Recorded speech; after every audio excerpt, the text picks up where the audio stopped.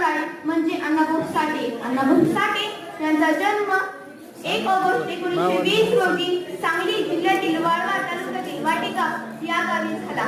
घराच्या गरिबीच्या परिस्थितीमुळे ते शिक्षण घेऊ शकले नाही, पण तरीही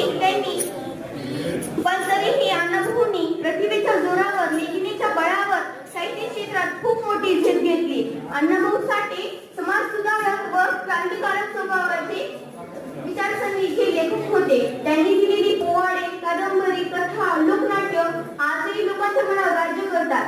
त्यांनी दिलेली गाणी आजही अभिमानाने म्हणली जातात. माझी मैना गावाकडे राहिली, माझा जीवाची होती कायली, हे मुंबईवरून लिहिलेले गीत आजही अजरामर आहे. त्यांचे साहित्य 14 भारतीय भाषा आणि इंग्रजी, जर्मन, रशिया अशा परदेशीय भाषातही प्रसिद्ध आहे. जाता जाता दोन ओळी बोलून जाते, जाता जाता दोन ओळी बोलून जाते. गरिबांचा होता तो आवाज, गरिबांचा होता तो आवाज, गरिबांचा होता तो आवाज, त्यांच्या लेखणीत होती गाज, गरिबांचा होता तो